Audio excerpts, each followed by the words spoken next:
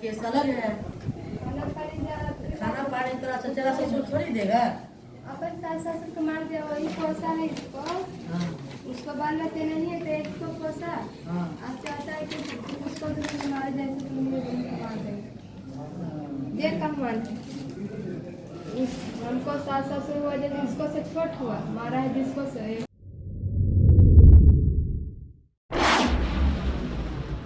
बिहार राज्य महिला आयोग का लगभग 3 साल के बाद पुनर्गठन हुआ है और इस वक्त हमसे बात करने के लिए अध्यक्ष महोदया मौजूद हैं असुमेघ देवी जी।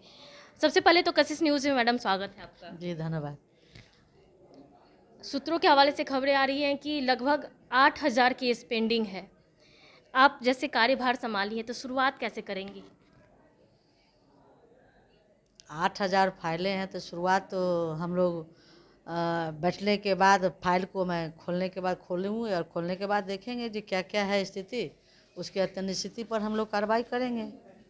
मैडम बहुत सारे लोग अभी जान नहीं रहे हैं, महिलाएं खास करके, कि महिला आयोग का पुनर्गठन हो गया है। आप जिस तरह से कार्रवाई की बात कही है, महिलाओं के लिए सबसे ज़्यादा जो इम्पोर्टेंट फाइल कौन सा होगा जिसे सबसे पहले आप ओपन करेंगी?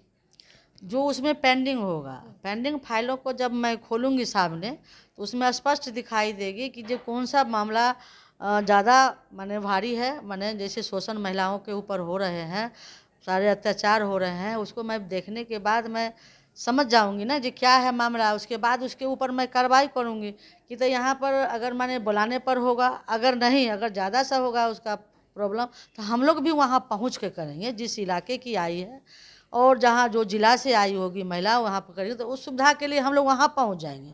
जो वहाँ पर जाने के बाद सारा चीज़ बिंदु हम लोग को सामने स्पष्ट हो जाएगी। मैम एक समस्या है कि जैसे महिला प्रताड़ित होती है, वो थाना जाती है और थाना में केस नहीं लेता है, उस परिस्थिति में उस महिला का वो क्या करना चाहिए? वही महिलाओं के लिए ना हम लोग बैठे हैं ना। यदि थाना में नहीं हो रही है, थाना प्रताड़ित कर रहा है, तो वो महिलाएं हमारे पास आ रही है, महिला आयोग में आ रही है करने के लिए, तो हम लोग उस ढंग से देखेंगे जो महिला को न्याय कैसे दिया जाए, कैसे मिले, इसलिए ना हम लोग बैठे हैं ना। मैम एक समस्या, चूँकि महिला थाना में भी हम लोग को कवर करना होता है, वहाँ पर ज़्यादातर कम उम्र की युवतियाँ जाल में फंस जाती हैं, ब्लैकमेल का शिकार हो जाती हैं। ऐसी युवतियों को के लिए आप क्या करेंगी? उसमें भी नियम है, क्या? उसमें भी है क्या कि जो अगर मान ले हम लोग जांच करेंगे, जांच में आ जाएगा कि जो अपने मन से, स्वेच्छा से यदि महिलाएं अगर एक साथ रही है तो वो शोषण नहीं हुआ।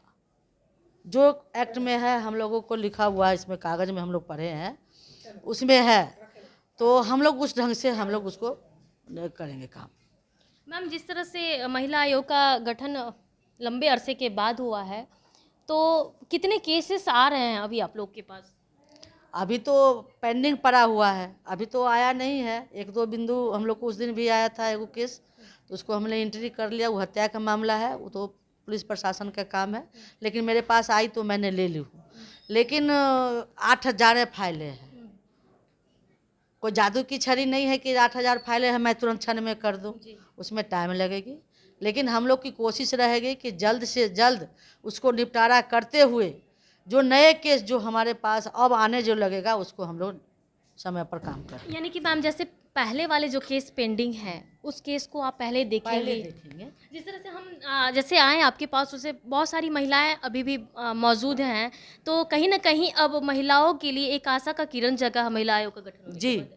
किरण जगी है और हम लोग भी चाहेंगे कि हम लोग अपना पेपर के माध्यम से इसको जागरूक करेंगे। जो लोग कह रहे थे बंद पड़ा हुआ है, इसको जानकारी नहीं थी, उसको हम लोग अब चालू करवाएंगे, जो लोग महिला लोग पहुंच पावे हम लोग के बीच। तो ये थी हमारे साथ महिला आयोग की अध्यक्ष महोदया असुमेघ देवी जी, जिन्होंने साफ तौर पर कह दिया है कि जो प्रताड़ित महिला है, जो परेशान है, उन सारी महिलाओं के लिए खुशखबरी है। चूँकि जिसका थाना नहीं सुनता उसके लिए महिला आयोग है, वो यहाँ आए, किस तरह का केस है उसके हिसाब से ये सारा कुछ का समाधान करेंगी। और सबसे अहम मुद्दा जो 8000 पेंडिंग केस है, पहले उसकी सुनवाई होगी। उसके बाद जो जैसे लगातार इनके पास और भी नए केस आने लगे हैं, जैसे जैसे लोगों को पता चल रहा है कि महिला आयोग का पुनर्गठन हो गया है, तो महिलाएं जागरूक हुई है और यहाँ आ रही है, तो उस हिसाब से सबकी सुनवाई करेंगे। फिलहाल के लिए इतना ही। बने रहिए कशिश के साथ, पटना से अंकिता सिंह।